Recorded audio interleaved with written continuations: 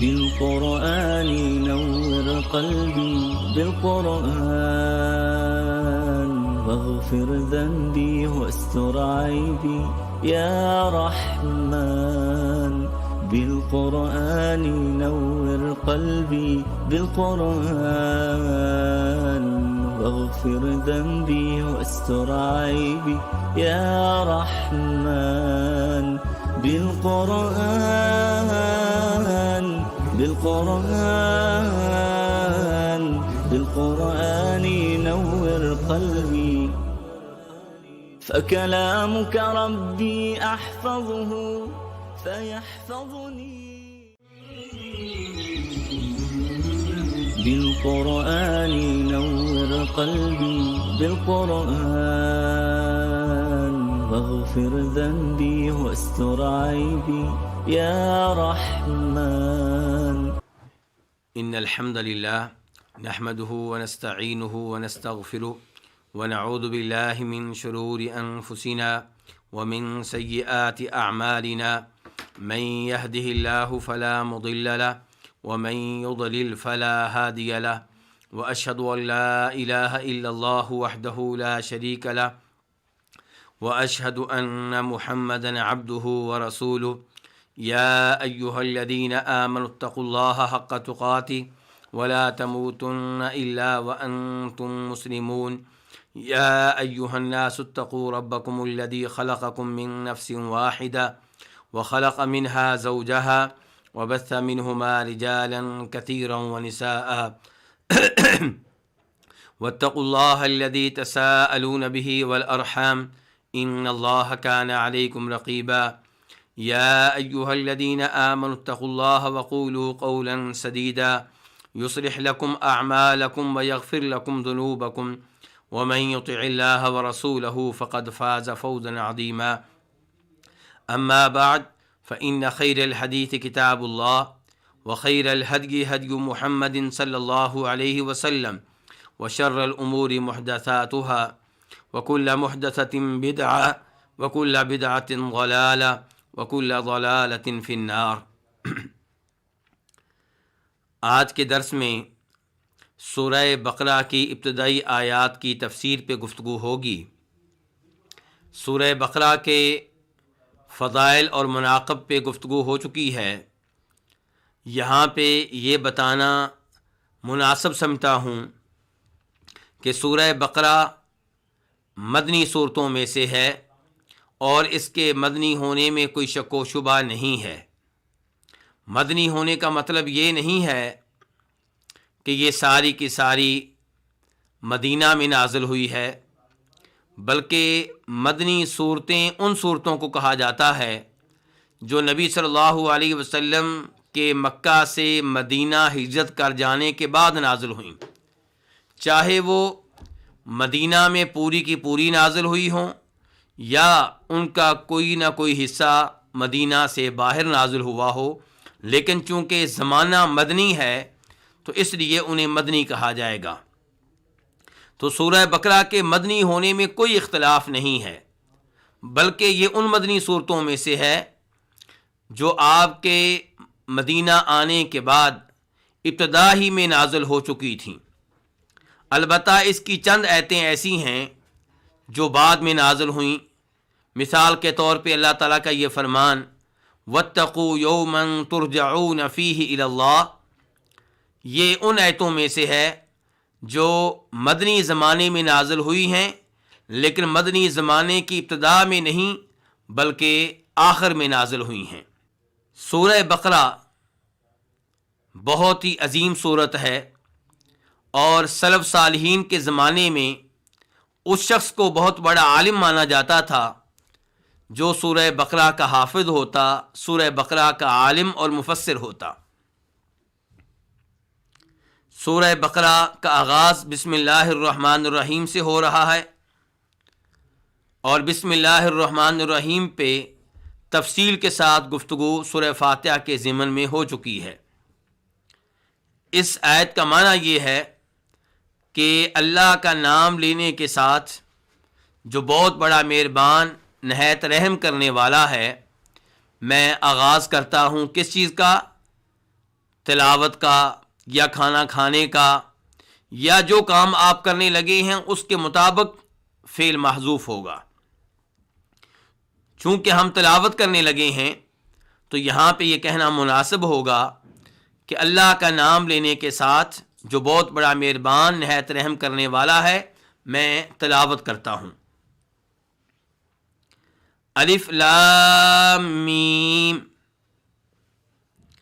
یہ 3 حروف ہیں اور انہیں حروف مقطعات کہا جاتا ہے۔ حروف مقطعات اس لیے کہا جاتا ہے کہ ان حروف کو الگ الگ پڑھا جاتا ہے، جوڑ کر ان کا ایک لفظ نہیں بنایا جاتا۔ الف الگ، لام الگ اور میم کو الگ سے پڑھا جائے گا۔ ان حروف کا معنی کیا ہے؟ اس بارے میں علماء کرام کے کئی ایک اقوال ہیں۔ ایک قول یہ ہے کہ ان حروف کا کوئی معنی نہیں ہے، کیونکہ قرآن کریم عربوں کی زبان میں نازل ہوا ہے اور عربوں کے ہاں ان حروف کا کوئی معنی نہیں ہوتا جنہیں الگ الگ کر کے پڑھا جا رہا ہو۔ دوسرا قول یہ ہے کہ ان حروف کا کوئی نہ کوئی معنی ہے۔ یہ ممکن نہیں کہ قرآن کریم کا کوئی حرف ہو اور اس کا کوئی معنی نہ ہو، لیکن اس کا معنی ہمیں معلوم نہیں ہے، اللہ رب العزت اس کا معنی جانتے ہیں۔ تیسرا قول یہ ہے کہ ان حروف کا معنی معلوم ہے، چنانچہ وہ معنی کیا ہے اس بارے میں ان علماء کرام کے کئی اقوال ہیں جو اس بات کے قائل ہیں کہ ان حروف کا کوئی نہ کوئی معنی ہے اور یہ کہ وہ معنی معلوم ہے۔ مثال کے طور پہ کچھ علماء کرام کہتے ہیں کہ یہ اللہ رب العزت کے نام ہیں۔ دوسرا موقف یہ ہے کہ یہ قرآن کریم کی سورتوں کے نام ہیں۔ اس قسم کے اقوال پائے جاتے ہیں، لیکن صحیح بات یہ ہے کہ ان اقوال پہ کوئی ایسی دلیل نہیں ہے جس پہ دل مطمئن ہو سکے، اور یہ قول مناسب لگتا ہے کہ چونکہ قرآن کریم عربوں کی زبان میں نازل ہوا ہے اور عربوں کے ہاں ان حروف کا کوئی معنی نہیں ہوتا جنہیں الگ سے پڑھا جا رہا ہو، تو اس لیے ان حروف کا معنی بھی نہیں ہے۔ جہاں تک تعلق ہے اس بات کا کہ اللہ رب العزت کے کلام میں کوئی ایسا حرف ہو جس کا معنی نہ ہو، یہ ممکن نہیں ہے، تو گزارش یہ ہے کہ ہم یہ کہتے ہیں کہ ان حروف کا ذاتی طور پہ کوئی معنی نہیں ہے، لیکن ان حروف کو قرآن کریم میں لانا، کچھ صورتوں کے آغاز میں لانا، یہ کسی حکمت سے خالی نہیں ہے۔ اللہ رب العزت کے ہر کام میں کوئی نہ کوئی حکمت ہوتی ہے، اور ہم بھی یہی کہتے ہیں کہ ان حروف کو یہاں پہ لانے کا کوئی نہ کوئی مقصد ہے، کوئی نہ کوئی اس میں حکمت ہے۔ وہ حکمت کیا ہے؟ اس بارے میں جو قول سب سے زیادہ واضح ہے، یہ وہ قول ہے جسے امام ابن تیمیہ، امام ابن القیم اور دیگر کئی محقق علماء کرام نے اختیار کیا ہے۔ وہ قول یہ ہے کہ اللہ رب العزت ان حروف کو اس انداز میں لا کر عربوں کو پیغام دینا چاہتے ہیں، انہیں چیلنج کرنا چاہتے ہیں کہ تمہارا یہ دعویٰ ہے کہ یہ کلام اللہ رب العزت کی طرف سے نازل کردہ نہیں ہے، یہ محمد صلی اللہ علیہ وسلم کی طرف سے گڑھا ہوا کلام ہے۔ اگر یہ ان کی طرف سے گڑھا ہوا کلام ہے، اللہ رب العزت کی طرف سے نہیں ہے، تو تم بھی عربی زبان کے ماسٹر ہو، عربی زبان کے ماہر ہو، فصاحت و بلاغت میں تمہارا ایک مقام ہے، اور قرآن کریم انہی حروف سے مرکب ہے جنہیں تم جانتے ہو، جو تمہارے استعمال میں ہیں، تو تم بھی قرآن جیسا کلام بنا کر لے آؤ۔ تو اللہ رب العزت ان حروف کے ذریعے تکذیب کرنے والے کافروں کو چیلنج کر رہے ہیں، اور اس سے قرآن کریم کا معجزہ ہونا مزید واضح ہو جاتا ہے۔ ان سے کہا جا رہا ہے کہ اگر تم قرآن کریم کو اللہ رب العزت کی طرف سے نازل کردہ نہیں مانتے ہو تو ایسا کلام بنا کر لاؤ، اگر بنا کر نہیں لاتے تو مان لو کہ یہ کلام واقعی اللہ رب العزت کی طرف سے نازل کردہ ہے۔ ذالک الکتاب لا ریب فیہ ھدی للمتقین، یہ کتاب لا ریب فیہ، اس میں کوئی شک و شبہ نہیں ہے، ھدی للمتقین، متقین کے لیے ہدایت ہے۔ ذالکا، یہ اس میں اشارہ ہے، اور ذالکا یہ وہ اس میں اشارہ ہے جس کے ساتھ اشارہ اس کی جانب کیا جاتا ہے جو حقیقی طور پہ کلام کرنے والے سے دور ہو یا ذہنی طور پہ کلام کرنے والے سے دور ہو، لیکن یہاں پہ اس کے ذریعے اشارہ کیا گیا ہے اس چیز کی جانب جو دور نہیں ہے۔ ذالک الکتاب، یہ کتاب، تو اس کا مطلب یہ ہے کہ کتاب قریب ہے، دور نہیں ہے۔ تو یہاں پہ سوال پیدا ہوتا ہے کہ اللہ رب العزت نے اس چیز کی جانب جو قریب تھی اشارہ ایسے لفظ کے ساتھ کیوں کیا جو لفظ دور کی چیز کی طرف اشارے کے لیے استعمال ہوتا ہے؟ تو اس سوال کا جواب یہ ہے کہ اللہ رب العزت یہ بیان کرنا چاہتے ہیں کہ یہ کتاب کوئی عام کتاب نہیں ہے، اس کی شان بہت بلند ہے، اس کا مقام نہایت اعلیٰ ہے۔ ذالک الکتاب، وہ کتاب، یعنی کہ جو مقام و مرتبہ کے لحاظ سے بہت اونچی کتاب ہے۔ اور یہ ایسے ہی ہے جیسے ہم اپنی اردو زبان میں جب کسی آدمی کی عظمت کی طرف اشارہ کرتے ہیں تو ہم کہتے ہیں کہ وہ شخص، اور جب اس کی حقارت کی جانب اشارہ کرنا ہوتا ہے تو ہم کہتے ہیں کہ یہ آدمی، حالانکہ وہ کہتے ہوئے، یہ کہتے ہوئے وہ اس مجلس میں موجود نہیں ہوتا، لیکن وہ کہتے ہوئے ہم اس کی عظمت کی طرف اشارہ کرنا چاہتے ہیں، اس لیے ہم کہتے ہیں وہ آدمی بہت عظیم ہے۔ اور جب ہم کسی آدمی کی حقارت کی طرف اشارہ کرنا چاہتے ہیں تو ہم کہتے ہیں کہ یہ آدمی۔ تو ذالک الکتاب، یہ کتاب، یعنی کہ جو شان کے لحاظ سے بہت اعلیٰ کتاب ہے۔ یہاں پہ قرآن حکیم کو الکتاب کہا گیا ہے، اور یہ قرآن کے ناموں میں سے ایک نام ہے۔ قرآن کریم کا جو بھی نام ہو اس کے پیچھے کوئی نہ کوئی وصف ہوتا ہے، قرآن کریم کی کوئی نہ کوئی خوبی ہوتی ہے۔ یہاں پہ کیا خوبی ہے؟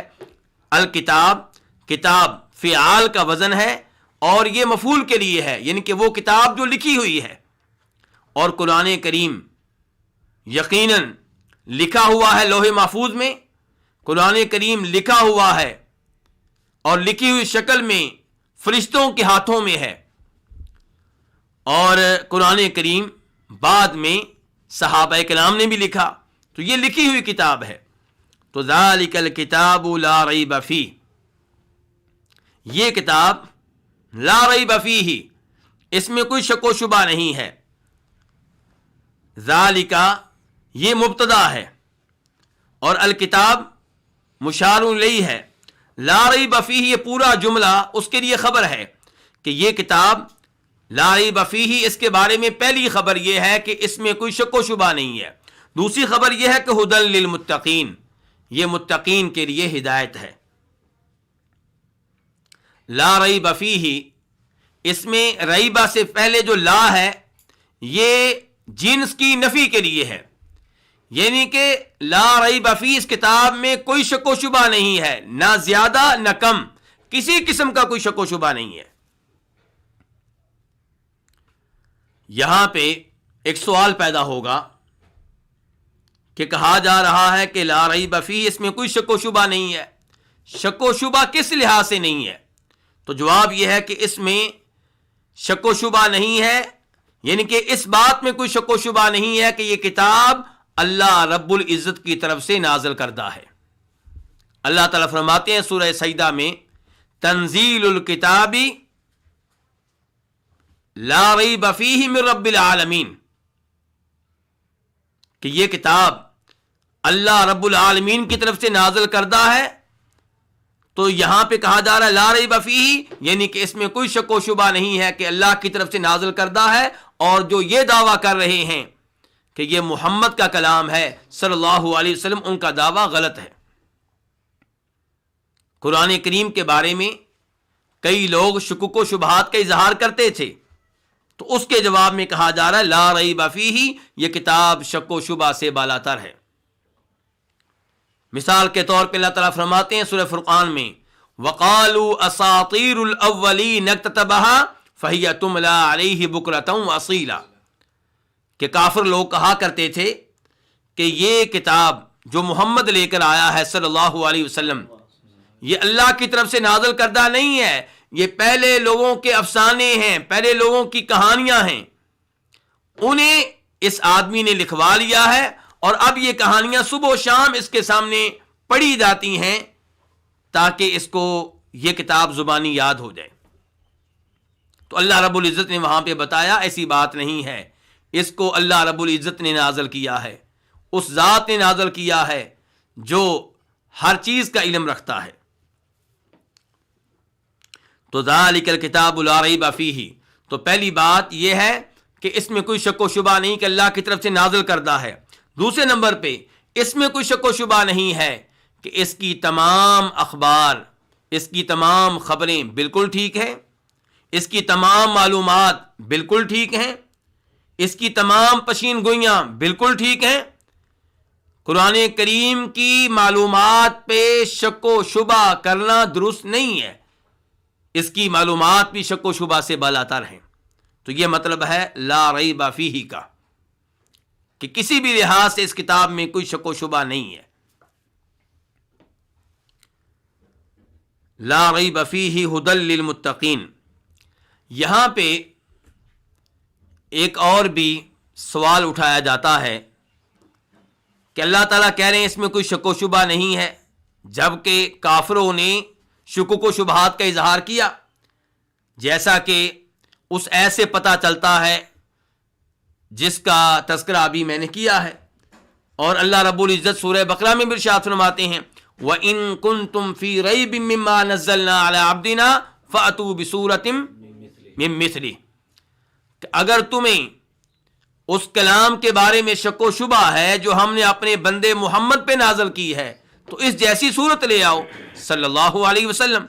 اس ایت سے یہ محسوس ہو رہا ہے کہ وہ قرآن حکیم کے بارے میں شکوک و شبہات کا اظہار کیا کرتے تھے. تو پھر اللہ کیسے کہہ رہے ہیں کہ لا ریب فیہ، اس میں کوئی شک و شبہ نہیں ہے؟ اللہ تعالیٰ بتانا چاہتے ہیں کہ قرآن کریم ذاتی طور پہ ایسی کتاب ہے کہ اس میں کوئی شک و شبہ نہیں ہے، اس میں کوئی شک و شبہ نہیں ہونا چاہیے. لیکن لوگ شکوک و شبہات کا اظہار کرتے ہیں تو اللہ تعالیٰ اس بارے میں یہاں پہ گفتگو نہیں کر رہے. یہ ایسے ہی ہے جیسے کسی پانی کے بارے میں کہا جائے کہ یہ پانی میٹھا ہے. اب ممکن ہے کہ کوئی آدمی ایسا آئے جس کا اپنا یعنی کہ مزاج درست نہ ہو اور وہ پانی پیے اور اسے کڑوا لگے، اسے میٹھا نہ لگے، تو یہ قصور اس کا ہے، پانی کا قصور نہیں ہے. تو قرآن حکیم ذاتی طور پہ ایسی کتاب ہے جو شک و شبہ سے بالاتر ہے. اگر اس میں کوئی شکوک و شبہات کا اظہار کرتا ہے تو یہ قصور اس کا ہے، اس کتاب کا قصور نہیں ہے. اور شکوک و شبہات کے اظہار کرنے والوں کو بھی اللہ نے چیلنج دے دیا کہ اگر تمہیں اس بارے میں شک و شبہ ہے تو ایسا کلام بنا کر تم بھی لے آؤ. لیکن کوئی بھی نہیں لا سکا، کوئی بھی مقابلے میں نہیں آیا. اللہ تعالیٰ فرماتے ہیں ذالک الکتاب لا ریب فیہ، کہ یہ کتاب اس میں کوئی شک و شبہ نہیں ہے. ھدی للمتقین، یہ کتاب متقین کے لیے ہدایت ہے. یہاں پہ اللہ تعالیٰ نے کہا ہے کہ قرآن ہدایت ہے کن کے لیے؟ متقین کے لیے. جبکہ اللہ رب العزت دیگر کئی آیات میں ارشاد فرماتے ہیں کہ یہ کتاب ہدایت ہے تمام لوگوں کے لیے. مثال کے طور پہ سورہ بقرہ شہر رمضان الذی انزل فیہ القرآن ھدی للناس، کہ رمضان کا مہینہ وہ مہینہ ہے جس میں قرآن نازل ہوا. کون سا قرآن؟ وہ قرآن جو تمام لوگوں کے لیے ہدایت ہے. تو اللہ رب العزت کہیں پہ کہتے ہیں کہ قرآن متقین کے لیے ہدایت ہے، کہیں پہ کہتے ہیں یہ قرآن تمام لوگوں کے لیے ہدایت ہے. ہو سکتا ہے وہ آدمی جو مسلمان نہ ہو وہ مسلمانوں کو طعنہ دے اور کہے کہ تمہاری کتاب میں تضاد ہے، تمہاری کتاب میں تناقض ہے. کہیں پہ کہا جاتا ہے کہ یہ کتاب متقین کے لیے ہدایت ہے اور کہیں پہ کہا جاتا ہے کہ یہ کتاب تمام لوگوں کے لیے ہدایت ہے. تو گزارش یہ ہے کہ ایسا اعتراض جہالت کا نتیجہ ہوگا، لا علمی کا نتیجہ ہوگا. ورنہ جو یہ جانتا ہے کہ ہدایت کی دو قسمیں ہیں وہ ایسا اعتراض نہیں کرے گا. ہدایت نمبر 1 ہدایت ارشاد، نمبر 2 ہدایت توفیق. ہدایت ارشاد کا مطلب کیا ہے؟ کہ کسی کو راستہ بتا دینا، کسی سے کہہ دینا کہ یہ راستہ فلاں شہر کی طرف جاتا ہے. اور ایک ہوتی ہدایت توفیق کہ اس کو اس شہر تک پہنچا دینا. تو ایک ہے ہدایت ارشاد، بتا دینا کہ اگر تم جہنم سے بچنا چاہتے ہو تو یہ کام کرو، اگر تم جہنم سے بچنا چاہتے ہو تو ان کاموں سے دور رہو، اگر جنت میں داخل ہونا چاہتے ہو تو یہ نیک اعمال بجا لاؤ، اگر جنت میں جانا چاہتے ہو تو ان حرام کاموں سے اجتناب کرو. اور ایک یہ ہے کہ کسی کے دل میں ایمان کو، توحید کو داخل کر دینا. تو جب اللہ تعالیٰ کہتے ہیں کہ قرآن متقین کے لیے ہدایت ہے، تب ہدایت سے مراد ہدایت توفیق ہوتی ہے. اور جب اللہ تعالیٰ کہتے ہیں کہ قرآن تمام لوگوں کے لیے ہدایت ہے تو اس سے مراد ہدایت ارشاد ہوتی ہے. اس کی مثالیں سمجھ لیں. اللہ تعالیٰ فرماتے ہیں قرآن حکیم میں سورہ رعد میں، انما انت منذر ولکل قوم ہاد، کہ ہر قوم کا کوئی نہ کوئی ہادی ہوتا ہے، رہبر ہوتا ہے، اسے ہدایت دینے والا ہوتا ہے. اور یقیناً اللہ رب العزت نے ہر قوم کی طرف کوئی نہ کوئی ہادی بھیجا ہے، کوئی نہ کوئی نبی بھیجا ہے، کوئی نہ کوئی رسول بھیجا ہے. لیکن کیا وہ نبی تمام لوگوں کو اسلام میں داخل کرنے میں کامیاب ہوا؟ بالکل نہیں. چند لوگوں نے اس کی دعوت کو قبول کیا، اس کے باوجود اس نبی کو ہادی کہا جا رہا ہے. تو وہاں ہادی سے مراد کون سی ہدایت ہے؟ ہدایت ارشاد، کہ ہر قوم کی جانب اللہ نے کسی نہ کسی ایسے نبی کو بھیجا جس نے خیر اور شر کے بارے میں آگاہ کیا، جنت میں جانے کے طریقے بتائے، جہنم سے بچنے کے طریقے بتائے. اور جب اللہ تعالیٰ یہ کہتے ہیں کہ انک لا تہدی من احببت، آپ جس کو چاہیں اسے ہدایت نہیں دے سکتے، تو اس سے مراد کیا ہے؟ ہدایت توفیق. جبکہ اللہ نے خود اللہ کے رسول کو دوسری جگہ پہ کہا ہے وَإِنَّكَ لَتَهْدِي إِلَىٰ صِرَاطٍ مُسْتَقِيمٍ، کہ آپ صراط مستقیم کی ہدایت دیتے ہیں. تو کون سی ہدایت آپ دیتے ہیں؟ ہدایت ارشاد. اور کون سی ہدایت آپ نہیں دے سکتے؟ ہدایت توفیق. اللہ تعالیٰ ہدایت ارشاد بھی دیتا ہے اور اللہ تعالیٰ ہدایت توفیق بھی دیتا ہے. اور اللہ تعالیٰ سورہ بقرہ میں ارشاد فرماتے ہیں لَيْسَ عَلَيْكَ هُدَاهُمْ وَلَٰكِنَّ اللَّهَ يَهْدِي مَن يَشَاءُ، ان کو ہدایت دینا آپ کے ذمے نہیں ہے، جبکہ نبی علیہ الصلوۃ والسلام کے ذمے تھا لوگوں کی رہنمائی کرنا. آپ کو اسی لیے بھیجا گیا تھا کہ آپ لوگوں کی رہنمائی کریں. تو ایک لحاظ سے آپ ہادی ہیں، دوسرے لحاظ سے آپ ہادی نہیں ہیں. جب ہم ہدایت ارشاد کی طرف دیکھتے ہیں تو آپ ہادی ہیں. آپ لوگوں کو بتاتے تھے خیر کیا ہے، شر کیا ہے، حق کیا ہے، باطل کیا ہے، جنت میں کیسے جا سکتے ہیں اور جہنم سے کیسے بچ سکتے ہیں. لیکن لوگوں کے دلوں میں ایمان داخل کر دینا یہ آپ کے اختیار میں نہیں تھا. اس لیے اللہ تعالیٰ آپ کو تسلی دے رہے ہیں کہ آپ کیوں پریشان ہوتے ہیں اگر لوگ مسلمان نہیں ہوتے. لیس علیک ہداہم، انہیں ہدایت دینا یعنی کہ ان کے دلوں میں ایمان داخل کر دینا، اسلام داخل کر دینا، توحید داخل کر دینا، یہ آپ کے ذمے نہیں ہے. وَلَٰكِنَّ اللَّهَ يَهْدِي مَن يَشَاءُ، اللہ جسے چاہتا ہے ہدایت توفیق دیتا ہے. تو ہدایت کی ان دو قسموں کو جان لینا نہایت ضروری ہے تاکہ انسان قرآن حکیم کو صحیح معنوں میں سمجھ سکے. تو اللہ تعالیٰ کہہ رہے ہیں ہدل للمتقین. ہدن یہ لفظ یہاں پہ مصدر ہے لیکن اسم فاعل کے معنی میں ہے، یعنی کہ قرآن کریم سراپا ہدایت ہے. اور یہ مبالغے کے لیے یہ انداز اختیار کیا جاتا ہے کہ ان کے قرآن کریم بہت زیادہ ہدایت دینے والا ہے، لیکن کن کو؟ متقین کو. متقین یہ المتقی کی جمع ہے. المتقی کسے کہتے ہیں؟ جو صاحب تقوی ہو، جو تقوی اختیار کرنے والا ہو. اب سوال یہ پیدا ہوگا کہ تقوی کی تعریف کیا ہے؟ تقوی کسے کہتے ہیں؟ تقوی کی علماء کرام نے بہت سی تعریفیں کی ہیں. ان تعریفوں میں سے ایک تعریف یہ ہے، تقوی کا مطلب یہ ہے کہ آپ ان اعمال کو بجا لائیں جن کے کرنے کا اللہ نے حکم دیا، اور ان امور سے آپ دور رہیں جن کو اللہ رب العزت نے ممنوع قرار دیا، جن کو اللہ رب العزت نے حرام قرار دیا. یہ ہے تقوی. جب آپ یہ کام کریں گے تو آپ اپنے آپ کو جہنم کی آگ سے بچا رہے ہیں، کیونکہ تقوی وقایا سے ہے. وقایا کا مطلب کیا ہوتا ہے؟ بچاؤ اور حفاظت. تو متقی جو ہے وہ اپنے آپ کو بچاتا ہے کس سے؟ اللہ کے عذاب سے. وہ اپنے آپ کو بچاتا ہے کس سے؟ جہنم کی آگ سے. وہ اپنے آپ کو بچاتا ہے کس سے؟ اللہ رب العزت کے غضب سے. کیا کر کے؟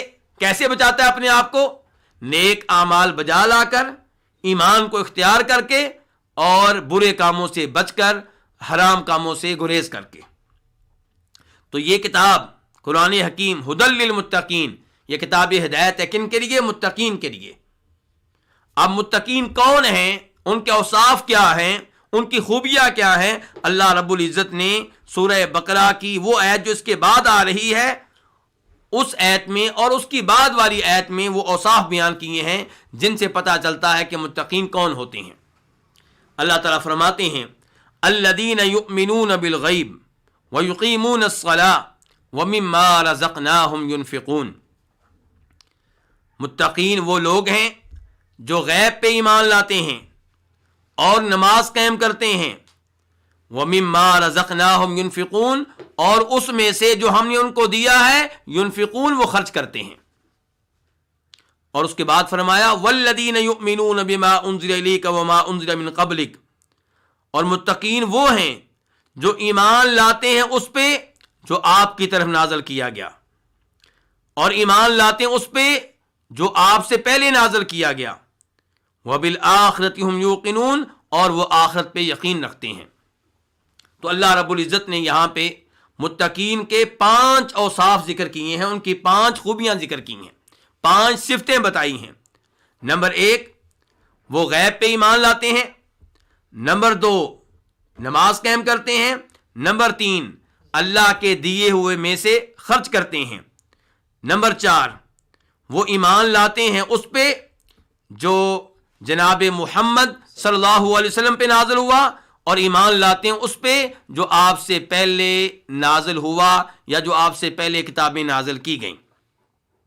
اور 5واں وصف کیا ہے متقین کا؟ کہ وہ آخرت پہ یقین رکھتے ہیں. اب یہ 5 اوصاف جس شخص میں ہوں گے وہ صحیح معنوں میں متقی ہے، اور جس میں یہ اوصاف نہیں ہوں گے وہ اگرچہ تقوی کا متقی ہونے کا دعویٰ کرے وہ متقی نہیں ہے. الذین یؤمنون بالغیب، الذین یہ اسم موصول ہے اور یہ لفظ صفت بن کر آیا ہے متقین کی، کہ متقین وہ ہیں جو غیب پہ ایمان لاتے ہیں. ایمان یہ کس لفظ کے برعکس ہے؟ یہ تکذیب کے برعکس ہے. ایک ہے تکذیب کرنا، کسی چیز کو جھٹلا دینا، اور ایک یہ ہے کہ اس کو مان لینا. تو متقین جو ہیں وہ ایمان لاتے ہیں کس پہ؟ بالغیبی. غیب کیا مصدر ہے؟ غائب کے معنی میں ہے کہ ان چیزوں پہ بھی ایمان لاتے ہیں جو غیب ہیں. غیب کس کو کہتے ہیں؟ وہ چیزیں جو ہماری نگاہوں سے اوجھل ہوں، وہ چیزیں جن تک انسانی عقل کی رسائی نہ ہو، وہ چیزیں جن تک انسانی حواس پہنچ نہ سکیں، وہ غیب ہیں. مثال کے طور پہ اللہ رب العزت کی ذات ہمارے لیے غیب ہے. اور یہاں پہ جو لفظ آیا الغیب، اس کی تفسیر میں کئی علماء کرام نے کہا ہے کہ غیب سے مراد اللہ تعالیٰ ہیں. تو اللہ تعالیٰ پہ ایمان لانا غیب پہ ایمان لانا ہے. کچھ مفسرین نے کہا یہاں غیب سے مراد تقدیر ہے، کیونکہ تقدیر کو ہم نہیں جانتے، تقدیر میں کیا لکھا ہوا ہمیں معلوم نہیں ہے، اس پہ ایمان لانا غیب پہ ایمان لانا ہے۔ اور کئی لوگ کہتے ہیں غیب پہ ایمان لانے سے مراد ان چیزوں پہ ایمان لانا ہے جن کا آخرت سے تعلق ہے، جنت پہ ایمان لانا، قبر کے عذاب پہ ایمان لانا، جہنم کے اوپر جو پل ہے جسے صراط کہتے ہیں اس پہ ایمان لانا، روز قیامت جو میزان اور ترازو قائم کیا جائے گا اس پہ ایمان لانا، جبکہ ان اقوال میں کوئی تعارض نہیں ہے، ان اقوال میں کوئی تناقض نہیں ہے۔ اور یہ بات اچھی طرح سمجھ لینی چاہیے کہ سلف صالحین کسی لفظ کی وضاحت میں کوئی نہ کوئی چیز بطور مثال ذکر کرتے ہیں، اور آج کل ان تفاسیر کا مطالعہ کرنے والا یہ سمجھتا ہے کہ شاید سلف صالحین کے ہاں قرآن کریم کی تفسیر میں بہت زیادہ اختلاف پایا جاتا ہے، جبکہ حقیقت میں ایسا نہیں ہوتا۔ اس کی ایک مثال یہ ہے جو میں آپ کے سامنے رکھ رہا ہوں۔ کچھ نے کہا غیب سے مراد اللہ کی ذات ہے، کچھ نے کہا اس سے مراد تقدیر ہے، کچھ نے کہا اس سے مراد آخرت کے معاملات ہیں۔ صحیح بات یہ ہے کہ یہ سب چیزیں غیب کے لفظ میں داخل ہے۔ تو الذین یؤمنون بالغیب، وہ لوگ جو غیب پہ ایمان لاتے ہیں، یعنی کہ ان چیزوں پہ جو دیکھی نہیں ہیں، سنی نہیں ہیں، جن تک ہماری عقل کی رسائی نہیں ہے۔ وَيُقِيمُونَ الصَّلَاةَ، دوسرا وصف متقین کا کیا ہے کہ وہ نماز قائم کرتے ہیں۔ یہاں پہ اللہ تعالیٰ نے یہ نہیں کہا کہ نماز پڑھتے ہیں، یہ کہا ہے نماز قائم کرتے ہیں۔ نماز قائم کرنے کا مطلب کیا ہے؟ نماز قائم کرنے کا مطلب یہ ہے کہ نماز ویسے پڑھتے ہیں جیسے نبی صلی اللہ علیہ وسلم نے ادا کی ہے۔ اور آپ ارشاد فرماتے ہیں اس حدیث میں جسے امام بخاری اپنی صحیح میں روایت کرتے ہیں کہ صلو کما رأیتمونی اصلی، کہ لوگوں ویسے نماز پڑھو جیسے تم نے مجھے نماز پڑھتے ہوئے دیکھا ہے۔ افسوس سے کہنا پڑتا ہے آج مسلمانوں کی نماز بھی اختلاف کا شکار ہو چکی ہے، اور لوگ اپنے اپنے مسلک اور اپنے اپنے امام اور اپنے اپنے پیر اور اپنے اپنے بزرگوں کے طریقے کے مطابق نماز پڑھ رہے ہیں، جبکہ صحیح نماز وہ ہے جو نبی علیہ الصلوۃ والسلام کے طریقے کے مطابق ہو۔ نماز قائم کرنے کا مطلب یہ ہے کہ نماز کو نمازوں کے اوقات میں ادا کیا جائے، انہیں قضا کرنے سے گریز کیا جائے۔ نماز قائم کرنے کا مطلب یہ ہے کہ نماز کے جتنے بھی ارکان ہیں ان سب کو ادا کیا جائے۔ مثال کے طور پہ نماز کے ارکان میں سے ایک رکن ہے سورہ فاتحہ پڑھنا، نماز کے ارکان میں سے دوسرا رکن کیا ہے؟ رکوع کرنا، تیسرا رکن کیا ہے؟ سجدہ کرنا۔ اس سے نماز کے کئی ارکان ہیں، ان تمام ارکان کو بجا لانا یہ کیا ہے؟ نماز کو قائم کرنا ہے۔ اگر آپ کوئی بھی رکن چھوڑتے ہیں تو آپ نے نماز قائم نہیں کی۔ نماز قائم کرنے کا مطلب کیا ہے کہ مرد حضرات جب کوئی عذر نہ ہو تو نماز کو جماعت کے ساتھ ادا کریں۔ نماز قائم کرنے کا مطلب کیا ہے کہ صفیں درست طریقے سے قائم کی جائیں۔ بخاری شریف کی حدیث ہے، نبی علیہ الصلوۃ والسلام فرمایا کرتے تھے سووا صفوفکم، لوگوں اپنی صفیں ٹھیک کر لو، اپنی صفیں برابر کر لو۔ فإن تسویۃ الصفوف من اقامت الصلاۃ، کیونکہ صفوں کو برابر کرنا، انہیں ٹھیک کرنا یہ نماز قائم کرنے کا حصہ ہے۔ تو اللہ تعالیٰ نے یہاں پہ نماز قائم کرنے کا حکم دیا ہے، تو ان تمام امور کو جب بجا لائیں گے تب نماز قائم ہوگی۔ تو اللہ تعالیٰ کہتے ہیں متقین کا اوصاف بیان کرتے ہوئے وَيُقِيمُونَ الصَّلَاةَ، کہ وہ نماز کو قائم کرتے ہیں۔ نمبر 3 وَمِمَّا رَزَقْنَاهُمْ يُنْفِقُونَ، کہ وہ اس میں سے جو ہم نے ان کو دیا ہے خرچ کرتے ہیں۔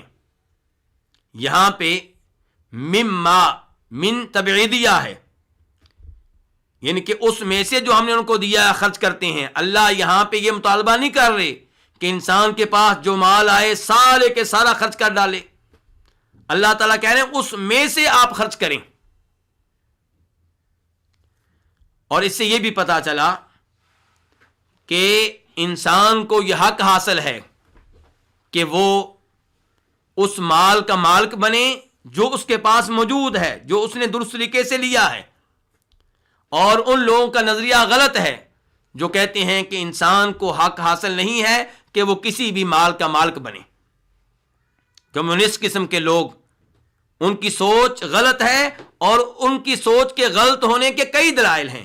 ان میں سے ایک دلیل یہ ہے، اللہ تعالیٰ تو انسان کو کہہ رہے ہیں، مسلمان سے کہہ رہے ہیں، متقین کا وصف بتا رہے ہیں کہ اسے ہم نے جو دیا ہوتا ہے اس میں سے خرچ کرتا ہے. اس کا مطلب یہ ہے کہ وہ اس مال کا مالک ہوتا ہے تبھی اسی میں سے خرچ کرتا ہے. اور پھر اللہ یہ نہیں کہہ رہے کہ سارا کا سارا خرچ کر ڈالے. اللہ تعالیٰ کہہ رہے ہیں اس میں سے خرچ کرتا ہے، اس میں سے خرچ کرتے ہیں. اور یہاں پہ اللہ نے یہ نہیں کہا کہ جو ہم نے ان کو مال دیا ہے اس میں سے خرچ کرتے ہیں. اللہ تعالیٰ کہہ رہے ہیں جو بھی ہم نے دیا ہے تو اللہ کی دی ہوئی نعمتوں میں سے اللہ کی راہ میں خرچ کرنا چاہیے.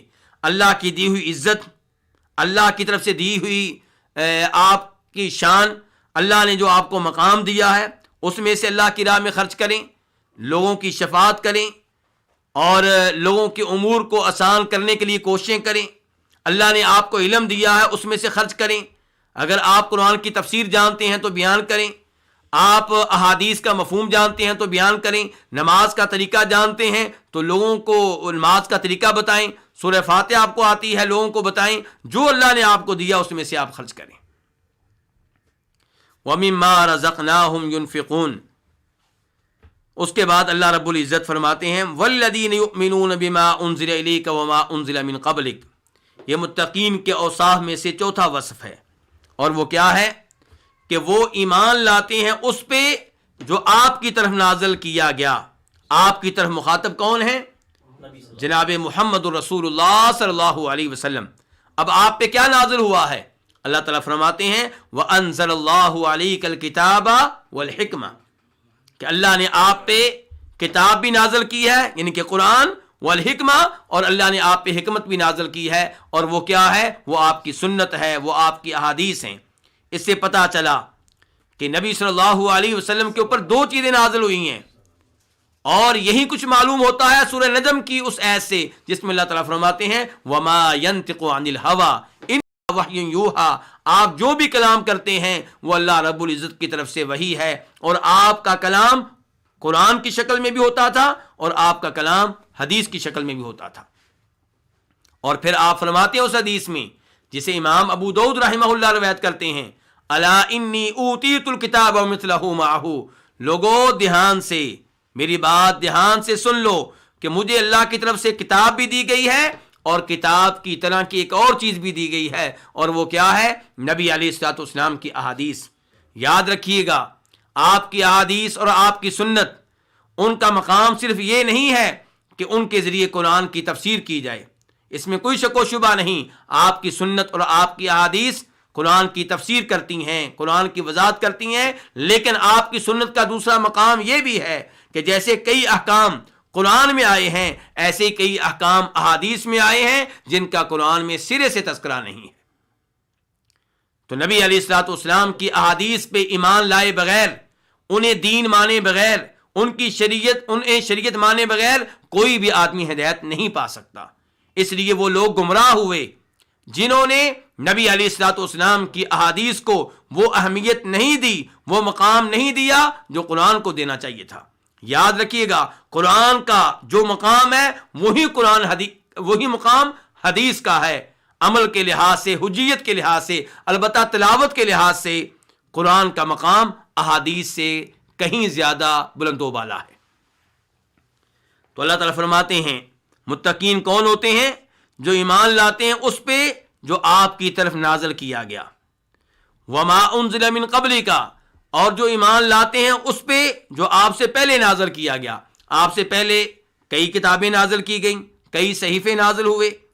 مثال کے طور پہ تورات، زبور، انجیل، ابراہیم علیہ السلام پہ نازل ہونے والے صحیفے، موسیٰ علیہ السلام پہ نازل ہونے والے صحیفے، ان تمام پہ ایمان لانا ضروری ہے.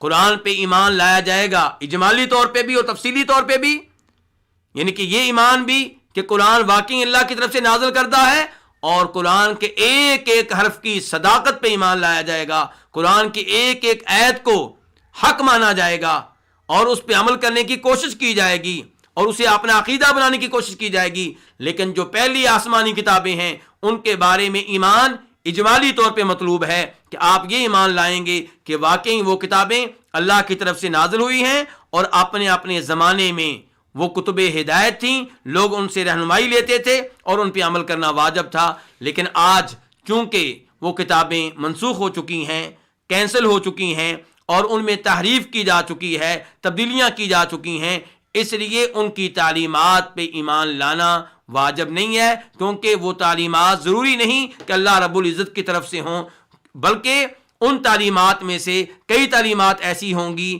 جو لوگوں نے اپنی طرف سے گڑھی ہوں گی. اللہ تعالیٰ اس کے بعد ارشاد فرماتے ہیں متقین کا 5واں وصف اور ان کی 5ویں صفت ذکر کرتے ہوئے وَبِالْآخِرَةِ هُمْ يُوقِنُونَ، کہ وہ آخرت پہ یقین رکھتے ہیں. یہاں پہ ہم مبتدا ہے، یوقنون اس کی خبر ہے، اور بالآخرہ یہ متعلق ہے کس کے؟ یوقنون فعل کے، کہ وہ یقین رکھتے ہیں کس پہ؟ آخرت پہ. آخرت کس کو کہتے ہیں؟ دنیا کے بعد جو جہان شروع ہونے والا ہے اس کو آخرت کہتے ہیں. تو آخرت پہ یقین رکھنا ضروری ہے. اس کا مطلب یہ ہے کہ قبر کے عذاب پہ یقین ضروری ہے.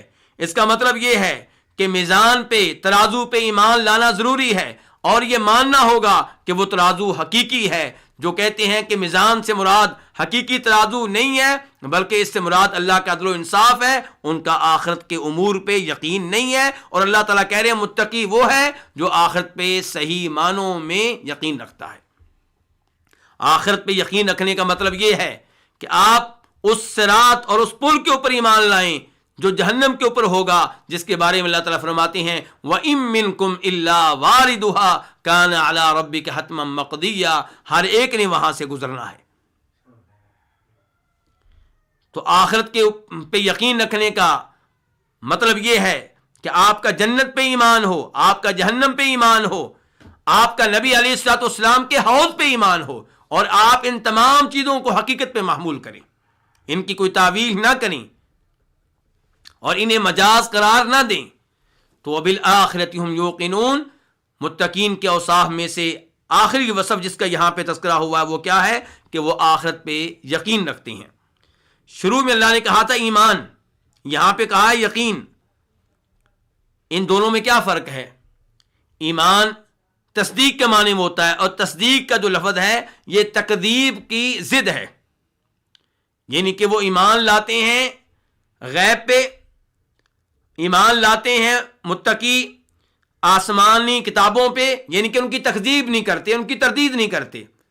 وَبِالْآخِرَةِ هُمْ يُوقِنُونَ، آخرت پہ یقین رکھتے ہیں. یقین کس کے برعکس ہے؟ گمان کے، ظن کے. یعنی کہ آخرت کے بارے میں کسی قسم کا شک و شبہ نہیں ہے، مکمل طور پہ انہیں یقین ہے، گویا کہ انہوں نے اخروی امور کو اپنی آنکھوں سے دیکھ رکھا ہو، اس حد تک یقین ہو. یعنی کہ جو باتیں اللہ نے آخرت کے بارے میں بتا دیں، اللہ کے رسول صلی اللہ علیہ وسلم بتا دیں، ان پہ مکمل یقین ہے.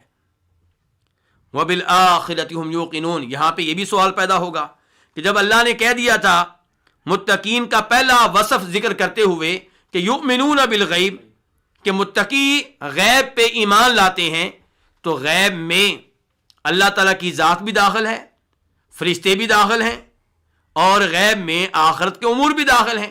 تو اللہ نے دوبارہ تذکرہ کیوں کیا آخرت کا؟ تو اس سوال کا جواب یہ ہے کہ آخرت کی اہمیت کے پیش نظر آپ اگر قرآنی نصوص پہ غور کریں اور نبی علیہ الصلوۃ والسلام کے فرامین پہ غور کریں تو آپ دیکھیں گے، آپ اس نتیجے پہ پہنچیں گے کہ بہت سی آیات میں، بہت سی احادیث میں کہا جا رہا ہوتا ہے جس کا اللہ اور آخرت پہ ایمان ہے. حالانکہ ارکان ایمان اللہ کے علاوہ بھی ہیں، آخرت کے علاوہ بھی ہیں. اس سے پتہ چلا آخرت پہ ایمان لانے کی اہمیت ارکان ایمان میں بہت زیادہ ہے. کیوں؟ کیونکہ جس کا آخرت پہ ایمان ہوگا تو یہ ایمان اسے گناہوں سے بچائے گا. اسے پتہ ہے کہ آخرت قائم ہونی ہے، اور اگر میں گناہ کروں گا مجھے جہنم میں ڈالا جائے گا، میں نیک اعمال بجا لاؤں گا میں جنت میں جاؤں گا. تو آخرت پہ ایمان انسان کو گناہوں سے بچاتا ہے، حرام چیزوں کے قریب جانے سے بچاتا ہے. آخرت پہ ایمان انسان کو نیک اعمال کی بجا آوری پہ آمادہ کرتا ہے. تو اسی لیے کہا وبالآخرۃ هم یوقنون، صحیح معنوں میں متقین پھر کون ہیں؟ جو غیب پہ ایمان لاتے ہیں اور نماز قائم کرتے ہیں۔ آج بہت سے لوگ ایمان کا دعویٰ کرتے ہیں اور نماز قائم نہیں کرتے، تو صحیح معنوں متقی وہ ہے جو غیب پہ ایمان لائے، نماز قائم کرے، اللہ کے دیے ہوئے میں سے خرچ کرے، اور قرآن پہ ایمان لائے، آپ کے احادیث پہ ایمان لائے، پہلی آسمانی کتابوں پہ ایمان لائے، اور آخرت پہ ایمان لائے، جس میں یہ 5 اوصاف پائے جائیں گے۔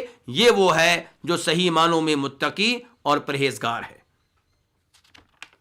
اس کے بعد اللہ رب العزت سورہ بقرہ کے آیت نمبر 5 میں ارشاد فرما رہے ہیں اولئک علی ھدی من ربہم واولئک ھم المفلحون، یہ ہیں اپنے رب کی طرف سے ہدایت پہ، اور یہ ہیں فلاح پانے والے، یہ ہیں کامیابی پانے والے۔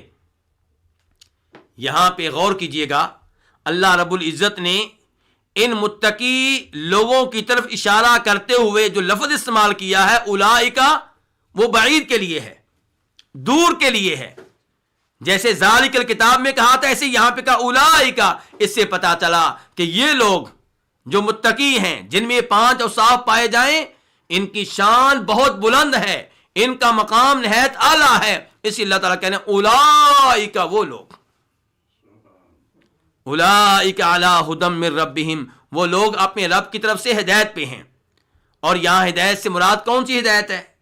جی یہ میرا سوال آپ لوگوں سے ہے۔ یہاں ہدایت توفیق ہے، کیونکہ اللہ تعالیٰ کہہ رہے ہیں کہ متقی لوگ جو ہیں اپنے رب کی طرف سے ہدایت پہ ہیں، اور جو ہدایت ارشاد ہے وہ تو دوسرے لوگوں کے پاس بھی ہوتی ہے۔ کافروں کو بھی بتایا گیا ہے کہ تم جہنم سے کیسے بچ سکتے ہو، جنت میں کیسے جا سکتے ہو۔ کامیابی کی راہیں انہیں بھی بتائی گئیں، انا ہدیناہ السبیل اما شاکرا و اما کفورا۔ اللہ تعالیٰ فرماتے ہیں ہم نے انسان کو بتا دیا کہ جنت میں جانے کا راستہ کون سا ہے، جہنم سے بچنے کا راستہ کون سا ہے۔ کچھ انسان انہوں نے ہماری طرف سے دی گئی ہدایت کو قبول کیا اور وہ ہمارے شکر گزار بندے بن گئے، اور کچھ لوگوں نے ہماری طرف سے دی گئی ہدایت کو قبول نہیں کیا، وہ ناشکرے بن گئے، کافر بن گئے۔ اب اللہ نے ہر انسان کو ہدایت دی ہے، انا ہدیناہ السبیل، ہر انسان کو اللہ نے ہدایت دی ہے۔ پھر جس نے اللہ کی دی ہوئی ہدایت کو قبول کیا، اسے کون سی ہدایت مل گئی؟ ہدایت توفیق، ہدایت ارشاد اللہ نے ہر ایک کو دے دی ہے۔ جو اللہ کی دی ہوئی ہدایت ارشاد کو قبول کرتا ہے اسے ہدایت توفیق مل گئی، اور جو اسے قبول نہیں کرتا وہ ہدایت توفیق سے محروم رہ گیا۔ تو یہاں پہ کہا جا رہا ہے اولئک علی ھدی من ربہم، کہ یہ لوگ جو ہیں اپنے رب کی طرف سے نازل کردہ ہدایت کے اوپر ہیں۔ اولئک یہ مبتدا ہے اور علی ھدی اس کی خبر ہے، اور من ربہم یہ لوگ جس ہدایت پہ چل رہے ہیں، یہ ہدایت انہوں نے کہاں سے لی ہے؟ من ربہم، اپنے رب سے لی ہے، یعنی کہ یہ اللہ رب العزت کا ان کے اوپر انعام ہے۔ اور یہاں پہ کہا جا رہا ہے من ربہم، اپنے رب کی طرف سے۔ یہاں پہ یہ نہیں کہا گیا کہ اللہ سب کا رب ہے، تو یہ ربوبیت خاصہ ہے، یہ عام ربوبیت نہیں ہے۔ اولئک علی ھدی من ربہم، یہ لوگ ہدایت کے اوپر ہیں۔ یہ ہدایت ان کو کہاں سے ملی؟ اپنے رب کی طرف سے ملی، یہ ان کے رب کا ان کے اوپر انعام ہے۔ اور رب کسے کہتے ہیں اس کا تذکرہ پہلے ہو چکا ہے۔ رب وہ ہے جو ہمارا خالق ہے، جو ہمارا مالک ہے، جو ہمارے امور کی تدبیر کرنے والا ہے، جو ہمارے امور کو چلانے والا ہے۔ اور رب وہ ہے جو وہ سید ہے، وہ سردار ہے، جس کے ہر امر کی اطاعت کرنا واجب ہے۔ وَأُولَئِكَ هُمُ الْمُفْلِحُونَ، اور یہی لوگ ہیں فلاح پانے والے۔ اولئک اشارہ ایک دفعہ پھر وہ جو بعید کے لیے ہوتا ہے، یعنی کہ ان لوگوں کی شان بہت بلند ہے۔ اللہ تعالیٰ کہہ رہے ہیں اولئک هم المفلحون، کہ وہ لوگ ہیں فلاح پانے والے۔ ہم، یہ اسے ضمیر فصل کہا جاتا ہے، اس میں اولئک کے معنی کی تاکید ہے کہ یہی لوگ ہیں فلاح پانے والے، یعنی کہ فلاح پانے والے صرف یہ لوگ ہیں، کوئی اور فلاح نہیں پا سکتا۔ یعنی کہ جو آخرت پہ ایمان نہ لائے اور فلاح پا لے، کامیابی پا لے، ممکن نہیں ہے۔ جو نمازیں قائم نہ کرے اور فلاح پا لے، ممکن نہیں ہے۔ جو غیبی امور پہ ایمان نہ لائے اور فلاح پا لے، یہ ممکن نہیں ہے۔ جو قرآن کریم پہ اور آپ کی احادیث پہ ایمان نہ لائے اور فلاح پا لے، یہ ممکن نہیں ہے۔ وَأُولَٰئِكَ هُمُ الْمُفْلِحُونَ، صرف یہی لوگ ہیں فلاح پانے والے۔ فلاح کس کو کہتے ہیں؟ المفلحون یہ اسم فاعل ہے، افلاح یفلح سے فلاح پانے والا، المفلحون فلاح پانے والے۔ فلاح کس کو کہتے ہیں؟ فلاح کا مطلب یہ ہے کہ اپنے مقصود کو حاصل کر لینا، جس کی آپ کو خواہش تھی، جسے آپ حاصل کرنا چاہتے تھے اسے حاصل کر لینا، اور جس سے آپ بچنا چاہتے تھے اس سے بچ جانا، یہ ہے فلاح۔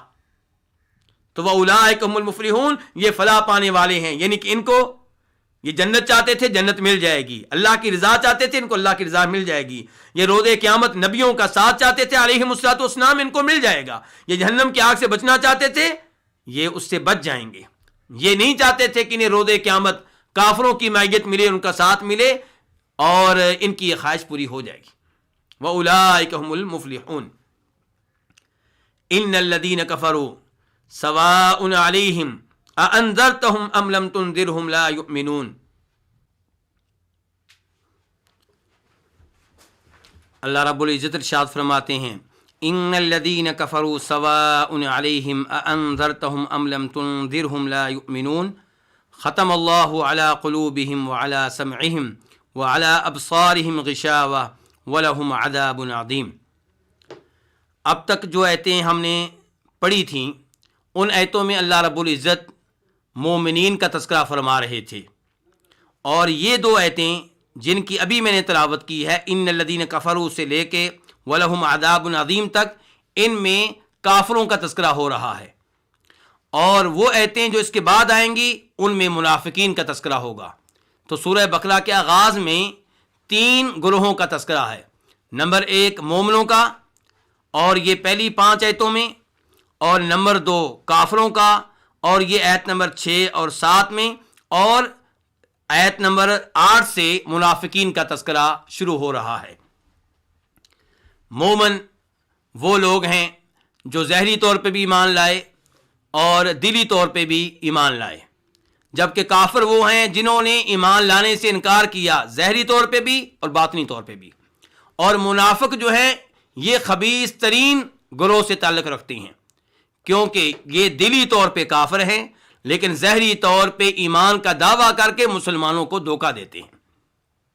اللہ تعالیٰ فرماتے ہیں ان 2 آیتوں میں جن کا تعلق کافروں سے ہے، ان الذین کفروا، بے شک وہ لوگ جنہوں نے کفر کیا، سواء علیہم، ان کے لحاظ سے برابر ہے، ان پہ برابر ہے، انذرتہم ام لم تنذرہم، آپ کا ان کو ڈرانا یا ان کو نہ ڈرانا، لا یؤمنون، وہ ایمان نہیں لائیں گے۔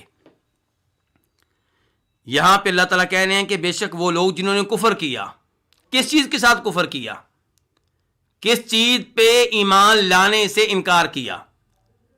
تو اس سوال کا جواب یہ ہے کہ ہر اس چیز پہ ایمان لانے سے انکار کیا جس پہ ایمان لانا واجب تھا۔ کوئی بھی شخص کسی بھی چیز پہ ایمان لانے سے انکار کرے جبکہ اس چیز پہ ایمان لانا واجب ہو تو وہ کیا ہو جائے گا؟ کافر ہو جائے گا۔ اللہ پہ ایمان لانا واجب ہے، اللہ کے فرشتوں پہ ایمان لانا واجب ہے، اللہ کی طرف سے نازل کردہ کتابوں پہ ایمان لانا واجب ہے، رسولوں نبیوں پہ ایمان لانا واجب ہے، تقدیر پہ ایمان لانا واجب ہے، آخرت پہ ایمان لانا واجب ہے۔ اب اگر کوئی ان میں سے کسی ایک چیز پہ ایمان نہیں لاتا تو وہ کافر ہے، مومن نہیں ہے۔ تو اللہ تعالیٰ کہہ رہے ہیں ان الذین کفروا، بے شک وہ لوگ جنہوں نے کفر کیا۔ تو کس چیز کے ساتھ کفر کیا؟ کسی بھی ایسی چیز کے ساتھ جس پہ ایمان لانا واجب تھا۔ مثال کے طور پہ قرآن پہ ایمان لانے سے انکار کیا، مثال کے طور پہ محمد الرسول اللہ صلی اللہ علیہ وسلم کو نبی رسول ماننے سے انکار کیا، یا آخرت پہ ایمان لانے سے انکار کیا۔ تو ان الذین کفروا، بے شک وہ لوگ جنہوں نے کفر کیا، سواء علیہم اانذرتہم ام لم تنذرہم، سواء یہ مصدر ہے لیکن مستوی کے معنی میں ہے کہ ان پہ برابر ہے، ان کے لحاظ سے برابر ہے آپ کا ان کو ڈرانا یا ان کو نہ ڈرانا۔ یہاں پہ سوال پیدا ہوگا کہ کیا کافروں کو ڈرانا نہ ڈرانا، تبلیغ کرنا نہ کرنا، اسلام کی دعوت دینا نہ دینا یہ برابر ہے؟ جواب یہ ہے قطعاً برابر نہیں ہے۔ نبی پہ واجب ہے علیہ الصلوۃ والسلام علماء پہ واجب ہے کہ کافروں کو تبلیغ کریں، انہیں ایمان لانے کی دعوت دیں اور انہیں اللہ کے عذاب سے ڈرائیں۔ تو پھر اللہ تعالیٰ کیوں کہہ رہے ہیں کہ ان کو ڈرانا نہ ڈرانا برابر ہے؟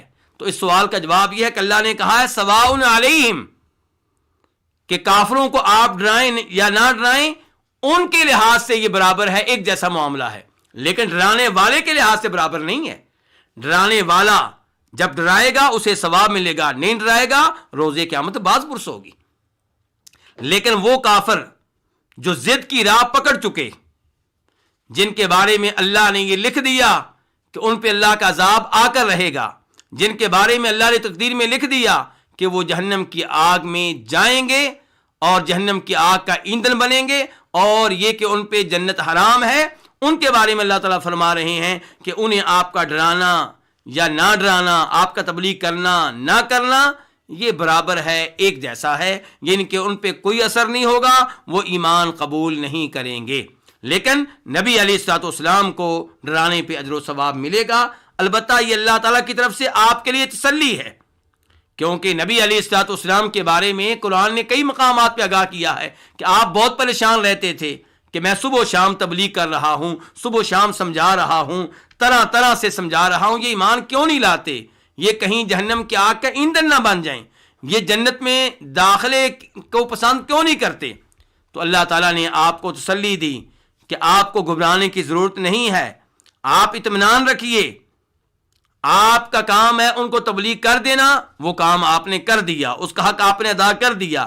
جہاں تک ان کا تعلق ہے، جن کو آپ بار بار تبلیغ کر رہے ہیں، تو ان پہ آپ کی تبلیغ کا اثر نہیں ہوگا، آپ کا انہیں تبلیغ کرنا نہ کرنا یہ برابر ہے۔ سواء علیہم اانذرتہم، یہ حمزہ جو ہے اسے کہتے ہیں للتسویہ، یہ تسویہ کے لیے ہے، برابری کا معنی ادا کرنے کے لیے ہے کہ آپ کا ان کو ڈرانا یا نہ ڈرانا یہ برابر ہے۔ اور یہاں پہ انذرتا فعل اگرچہ فعل ماضی ہے لیکن مصدر کی تعویل میں ہے، مصدر مؤول بن چکا ہے، ان کے مصدر کا معنی ادا کر رہا ہے، آپ کا ان کو ڈرانا یا ان کو نہ ڈرانا یہ کیا ہے؟ یہ برابر ہے۔ لا یؤمنون، یہ ایمان نہیں لائیں گے۔ لا یؤمنون اس جملے کا پچھلے جملے سے کیا تعلق ہے؟ پچھلی عبارت سے کیا تعلق ہے؟ ایک یہ ہے کہ آپ لا یؤمنون کو انا کی خبر بنا لیں، اور پھر عبارت یوں ہوگی کہ ان الذین کفروا لا یؤمنون، کہ بے شک وہ لوگ جنہوں نے کفر کیا وہ ایمان نہیں لائیں گے، اور سواء علیہم اانذرتہم ام لم تنذرہم یہ جملہ معترضہ بن جائے گا کہ بے شک وہ لوگ جنہوں نے کفر کیا وہ ایمان نہیں لائیں گے، آپ کا ان کو ڈرانا یا نہ ڈرانا یہ برابر ہے، ایک جیسا ہے۔ اور دوسرا یہ ہے کہ سواء علیہم اانذرتہم ام لم تنذرہم کو انا کی خبر قرار دیا جائے کہ بے شک وہ لوگ جنہوں نے کفر کیا آپ کا ان کو ڈرانا نہ ڈرانا یہ ایک جیسا ہے، اور اس کے بعد لا یؤمنون یہ ایک اور خبر ہے، لیکن کس کی خبر ہے؟ مبتدا محذوف کی، کہ ہم لا یؤمنون یہ ایمان نہیں لائیں گے۔ تو یہ دو طرح اس جملے کو سمجھا جا سکتا ہے۔ تو بہرحال اللہ تعالی نے بتا دیا کہ یہ ایمان نہیں لائیں گے، اور میں نے وضاحت کر دی ہے کہ یہاں پہ کون سے کافر مراد ہیں۔ اگر آپ یہ کہتے ہیں کہ یہاں کافروں سے مراد عمومی کافر ہیں، سب کافر ہیں، تو یہ درست نہیں ہے، کیونکہ بہت سے ایسے کافر ہیں جو آپ کی تبلیغ کے نتیجے میں بعد میں ایمان لے آئے، اگرچہ پہلے ایمان نہیں لا رہے تھے، اور اللہ کہہ رہے ہیں کہ یہ ایمان نہیں لائیں گے۔ اللہ کی بات غلط نہیں ہو سکتی، اس لیے صحیح بات یہ ہے کہ یہاں اگرچہ لفظ عام ہے لیکن معنی خاص ہے۔ ان الذین حقت علیہم کلمۃ ربک لا یؤمنون، اس آیت کی روشنی میں اس آیت کو سمجھنا چاہیے۔ اللہ تعالیٰ کہہ رہے ہیں کہ بے شک وہ لوگ جن کے بارے میں اللہ لکھ چکے کہ ان پہ اللہ کا عذاب آئے گا وہ ایمان نہیں لائیں گے، اور انہی کا تذکرہ اس آیت میں ہو رہا ہے۔ مثال کے طور پہ ابو جہل، اور ایسے ہی ابو لہب، تو یہ وہ لوگ ہیں جو ایمان نہیں لائیں گے۔ لیکن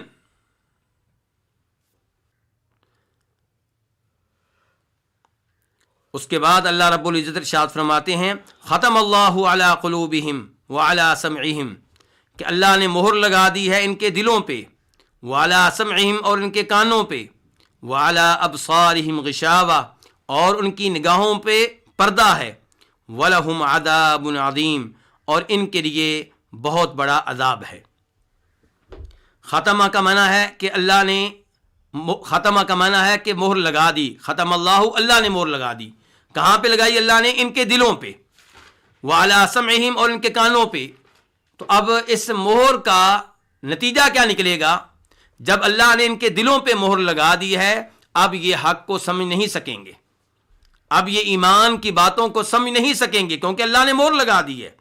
وعلی سمعہم اور اللہ نے ان کے کانوں پہ بھی مہر لگا دی ہے، اب یہ خیر کی باتوں کو صحیح معنوں میں سن نہیں سکیں گے۔ وعلی ابصارہم غشاوہ اور ان کی نگاہوں پہ بہت بڑا پردہ ہے۔ غشاوہ پہ جو تنوین ہے یہ تعظیم کے لیے ہے۔ اور یہاں پہ میں یہ بھی گزارش کرنا چاہوں گا کہ ختم اللہ علی قلوبہم وعلی سمعہم یہ ایک جملہ ہے، وعلی ابصارہم غشاوہ یہ دوسرا جملہ ہے۔ ہمارے کئی بھائی تلاوت کرتے ہوئے وعلی ابصارہم پہ رکتے ہیں، یہاں پہ وقف کرتے ہیں، اور یہ درست نہیں ہے۔ اس طرح کلام نامکمل رہتا ہے۔ اگر وقف کرنا ہے تو یہاں پہ کیجئے، ختم اللہ علی قلوبہم وعلی سمعہم، دوسرا جملہ ہے وعلی ابصارہم غشاوہ، اور تیسرا جملہ ہے وَلَهُمْ عَذَابٌ عَظِيمٌ اور ان کے لیے بہت بڑا عذاب ہے۔ تو اللہ تعالیٰ بتا رہے ہیں کہ اللہ نے ان کے دلوں پہ مہر لگا دی ہے، ان کے کانوں پہ مہر لگا دی ہے، اور ان کی نگاہوں پہ بہت بڑا پردہ ہے۔ اب جب نگاہوں کے سامنے بہت بڑا پردہ آ گیا تو یہ حق کو دیکھنے سے محروم ہو گئے۔ اب روز قیامت کیا ہوگا؟ وَلَهُمْ عَذَابٌ عَظِيمٌ ان کے لیے بہت بڑا عذاب ہوگا۔ یہاں پہ میں یہ گزارش کرنا چاہوں گا کہ اس آیت کو پڑھنے کے بعد پتہ چلے گا کون ہے غیب پہ ایمان لانے والا اور کون ہے جو غیب پہ ایمان نہیں لاتا۔ ہم نے نہیں دیکھا کہ کافروں کے دلوں پہ مہریں لگ چکی ہوں، ان کے کانوں پہ مہریں لگ چکی ہوں، ان کی آنکھوں کے سامنے پردہ آ چکا ہو، لیکن اللہ بیان کر رہے ہیں۔ اور اللہ نے جو کہا حق کہا، اللہ کے کلام کو زہر پہ محمول کیا جائے گا۔ افسوس سے کہنا پڑتا ہے کہ عقل پرست ایسی آیتوں کی تعویل کرتے ہیں، اور ایسا کئی عربی مفسرین نے بھی کیا ہے اور کئی اردو مفسرین نے بھی کیا ہے۔ مثال کے طور پہ زمخشری تفسیر کی دنیا میں بہت بڑا نام ہے، اور انہیں عربی لغت میں حجت مانا جاتا ہے۔ کہا جاتا ہے کہ عربی لغت میں ان کی شان بڑی بلند ہے، ان کا مقام بڑا بلند ہے، لیکن افسوس سے کہنا پڑتا ہے کہ عربی لغت میں اتنا بلند مقام رکھنے کے باوجود وہ معتزلی ہیں، گمراہ فرقے میں سے ہیں، اللہ تعالیٰ کے ناموں اور صفات کی تعویل کرتے ہیں، اور اللہ رب العزت نے قرآن حکیم میں کئی ایسے حقائق بیان کیے ہیں جن کا وہ انکار کرتے ہیں۔ اس آیت کی تفسیر کرتے ہوئے کیا کہتے ہیں کہ اللہ نے کہا ہے کہ اللہ نے ان کے دلوں پہ مہر لگا دی، اور اللہ نے ان کے کانوں پہ مہر لگا دی، اور ان کی نگاہوں پہ پردہ ہے۔ یہ سب کچھ مجازی طور پہ ہے، حقیقی طور پہ نہیں ہے۔ اللہ نے کوئی ان کے دلوں پہ مہر نہیں لگائی، اللہ نے ان کے کانوں پہ کوئی مہر نہیں لگائی، اور ان کی نگاہوں پہ کوئی پردہ نہیں ہے۔ یہ اللہ تعالیٰ مجازی طور پہ کہہ رہے ہیں، یعنی کہ کہنے کا مطلب یہ ہے کہ اب وہ ہدایت نہیں پا سکیں گے۔ ہم کہتے ہیں آپ کی بات صحیح ہے کہ ان آیتوں کا مفہوم یہ ہے کہ وہ ہدایت نہیں پا سکیں گے، لیکن کیوں نہیں پا سکیں گے؟ اس لیے کہ اللہ نے واقعی ان کے دلوں پہ مہر لگا دی ہے، اللہ نے واقعی ان کے کانوں پہ مہر لگا دی ہے، اللہ نے واقعی ان کی نگاہوں کے سامنے پردہ ڈال دیا ہے۔ اور یہ سب کچھ حقیقی طور پہ ہے، بالکل ٹھیک ہے۔ ہمیں یہ پردے نظر آئیں یا نظر نہ آئیں، ہمیں یہ مہریں نظر آئیں یا نظر نہ آئیں۔ ایسے ہی آپ دیکھیں گے کئی مفسرین اردو میں لکھ رہے ہوں گے کہ چونکہ یہ لوگ ہدایت سے محروم ہو گئے تو گویا کہ اللہ نے ان کے دلوں پہ مہریں لگا دی۔ یہ گویا کہ کا لفظ بہت خطرناک ہے۔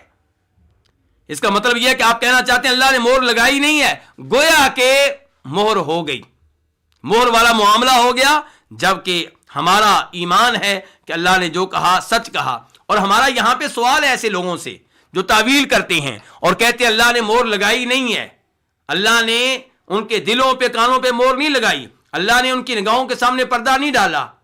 آپ یہ تعویل کیوں کرتے ہیں؟ آپ کس لیے کہتے ہیں کہ یہ مجازی طور پہ حقیقی طور پہ نہیں ہے؟ علماء کرام کا اتفاق ہے مجازی معنی تب لیا جائے گا جب حقیقی معنی ممکن نہ ہو۔ ہمارا آپ سے سوال ہے، کیا اللہ کے لیے ان کے دلوں پہ مہر لگانا ممکن نہیں ہے؟ کیا اللہ کے لیے ان کے کانوں پہ مہر لگانا ممکن نہیں ہے؟ کیا اللہ کے لیے ان کی نگاہوں کے سامنے ایسا پردہ ڈال دینا ممکن نہیں ہے جس پردے کی وجہ سے وہ حق نہیں دیکھ سکیں گے، باقی چیزیں دیکھیں گے؟ تو اللہ رب العزت ان تمام امور پہ قادر ہیں۔ اللہ تعالیٰ فرماتے ہیں ان اللہ علی کل شیء قدیر، اللہ ہر چیز پہ قادر ہیں۔ اللہ نے کن کہنا ہوتا ہے، ہر کام ہو جاتا ہے۔ اس لیے اللہ رب العزت مہریں لگانے پہ قادر ہیں، ان کے دلوں پہ بھی، ان کے کانوں پہ بھی، اور ہمارا ایمان ہے کہ یہ سب کچھ حق سچ ہے اور اس کی تعویل کی قطعاً کوئی گنجائش نہیں ہے، اور اسے مجازی طور پہ قرار دینا یہ غلط ہے اور قرآن حکیم کے حقائق کا انکار کرنے کے مترادف ہے۔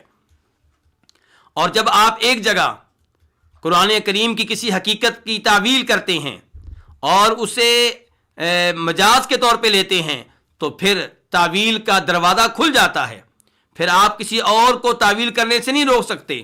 پھر وہ لوگ آتے ہیں جو آخرت کے حقائق کا انکار کرتے ہیں، جو کہتے ہیں روز قیامت کوئی ترازو نہیں ہوگا، یہ مجازی طور پہ ہے، روز قیامت کوئی حوض نہیں ہوگا، یہ مجازی طور پہ ہے، روز قیامت اعمال تولے نہیں جائیں گے، یہ مجازی طور پہ ہے۔ جب آپ ایک جگہ تعویل کریں گے اور قرآن کریم کی کسی حقیقت کو مجازی کہیں گے تو آپ کسی اور کو کسی دوسری جگہ پہ تعویل کرنے سے روک نہیں سکیں گے۔ اس لیے قرآن کریم کے حقائق کو مانا جائے اور ان پہ ایمان لایا جائے اور یقین رکھا جائے کہ اللہ تعالیٰ ہر چیز پہ قادر ہے۔ اللہ تعالیٰ فرماتے ہیں وَلَهُمْ عَذَابٌ عَظِيمٌ، اور ان کے لیے بہت بڑا عذاب ہے۔ تو اللہ رب العزت ہمیں قرآن حکیم صحیح معنوں میں سمجھنے کی توفیق عنایت فرمائے۔ انشاءاللہ آئندہ درس میں تیسرے گروہ کا تذکرہ ہوگا۔